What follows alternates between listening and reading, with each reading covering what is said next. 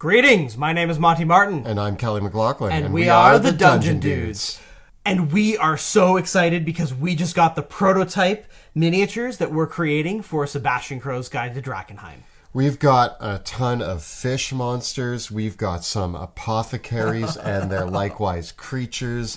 And we have the incredible Duchess here as well. We're just so excited to get our hands on some of these prototypes because we are working with a brand new manufacturer for our minis. And we're just excited to see the quality and just how awesome they look. So we've created 3 sets of miniatures. We have the Deepdrags, the Duchess, and the Apothecary Set. So to kick things off, let's talk about the Apothecary Set. The Apothecaries are a brand new class that we've introduced in this book, and we thought it would be cool to make some amazing miniatures to go along with that. Right away, we have the 2 apothecaries. There is a man and a woman apothecary, kind of filling 2 of the subclasses, but really we tried to make them versatile enough that they could fill any of the subclasses. But they do pair with these 2 other miniatures that we have here, which are very specific to 2 of the subclasses for the apothecary. We have the alternate form of the mutagenist, because the mutagenist can take the potion that he's holding in his hand there and transform into a horrible monster. So you get both versions to use at the table. With the reanimator, she has a syringe in one hand and a electrical kind of gauntlet in the other, which she uses to control her corpse rot creature. This is kind of her Frankenstein's monster, so to speak, and we have a miniature for both her and the monster. So you can mix and match those. They can fill other roles. With the syringe in hand, I think that you also have kind of a pathogenist vibe there. Both of them could really be the Exorcist, the Alienist, any of our subclasses. But then we also have these 2 guys as well. We also have the apothecary accessories to help bring them to life. So if you want a freaky cauldron for them to brew their terrible toxins in, or we also have a leech that I think is sitting in a very large petri dish or plate. So there are some really fun sort of spells and abilities that you could imagine using a leech for, or you can just use these as markers on the battlefield for where your spells are being cast, or various other things. They're just there for whatever you need them for. Then we have the Deepdrag miniature set. These are the classic mutant fish monsters of the world of Drakkenheim. Often former inhabitants of fishing villages or the sewers of Drakkenheim who have been twisted by delirium's energy into monstrous creatures. So we've created a couple different sculpts for them. So there's several that are carrying spears and nets, and they have stats for these. One of my favorite abilities for them in the book is their Catch of the Day ability that gives them advantage on attack rolls against anyone that's being grappled or grabbed. And then we also have one that is wielding a pair of really awful-looking scythe blades. Then we have another miniature that represents the Deep Siren, the spellcasting variant of the Deepdrags, who can actually shapeshift into a humanoid form still. And then leading them along is the Deep Knight, who has this awesome hammerhead face and the shell shield and a huge halberd. These guys are real sentinels on the battlefield, so they act as really excellent bodyguards or leaders amongst the other fish folks. So with this miniature set, you get kind of a complete encounter with these, because you're going to get 3 of the regular Deepdrags as well as the Deep Siren and the Deep Knight. Or you can do multiple sets so that you can do a coven of the Deep Sirens or a phalanx of the Deep Knights with a whole horde of their minions as well, because these are definitely monsters that we've designed them around the idea of being able to use them in mixed groups and in multiples as well. Now, if your players are facing off against the Deepdrags, they're probably working their way towards the ultimate leader of all of these Deepdrags, and that is going to be the Duchess. Now, the Duchess comes with 2 miniatures. We're going to talk about the Duchess in a second, but there is also the Cardinal.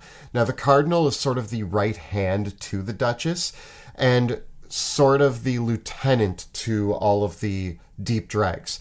Now, what I love about this little Cardinal mini, also a spellcaster sort of invoking their occult words to their fish minions, but at first glance you might think that this is a fishy looking person, but when you look up close, The cardinal is actually just a whole bunch of tentacles kind of writhing together to form something that could be construed as a body, holding a staff and reaching out its creepy tentacle mass arm.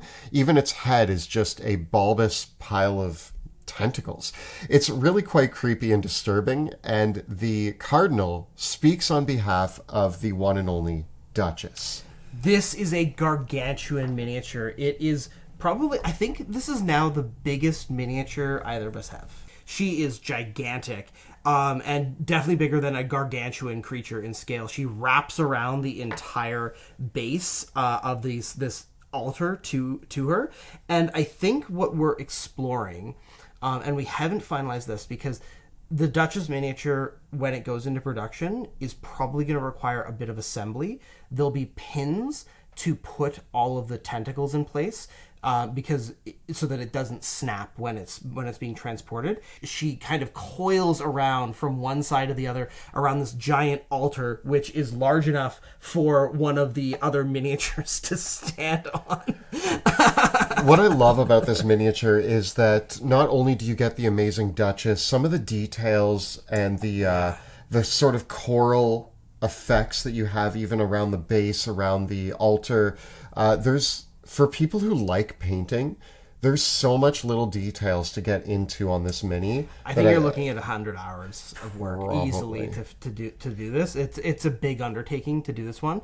It will require some assembly once it goes into production. We're still working out the final details. One of the things that we know is that the exact position of all of her tentacles might have to alter depending on how the feedback from the factory goes and how the manufacturing process looks. So just be aware of that. But we're making it so that it's very easy to assemble, that it all comes together, and that it'll be a huge, wonderful project to paint. If you're getting your hands on Sebastian Crowe's Guide to Drakkenheim, definitely check out the miniatures that we're making. We went with a brand new manufacturer. We're really trying to focus on upgrading the potential of what miniatures can look like in the games that we're providing and in the world of Drakkenheim. Yeah, it's worth noting that we have increased the scale of these miniatures. That was some of the feedback that we got from the first round of miniatures, that the scale was a little bit small. So these ones are significantly larger. They really are more of a 40 millimeter in terms of their size, which will make them really striking on the game table and really fun to paint as well. It'll really help us bring out some of these really intricate details that Leandro has sculpted. So check out Sebastian Crowe's Guide to Drakkenheim in the links below, and make sure to check out all of the accessories and extras and add-ons that we have available. And you might definitely want to grab the Duchess Mini, because it's definitely something I want to plop down on the battlefield. Yeah. And I might actually refinagle my Drakkenheim campaign so that the Duchess is the final boss. Yes, we have made an epic supercharged stat block to go along with this new iteration of the Duchess as well. So that'll be in Sebastian Crowe's Guide to Drakkenheim. Thanks so much for watching, and thanks to all of you who have backed the Kickstarter campaign so far. We're so thrilled with the results and couldn't ask for a better community of supporters. Thank you, and we'll see you soon in Drakkenheim.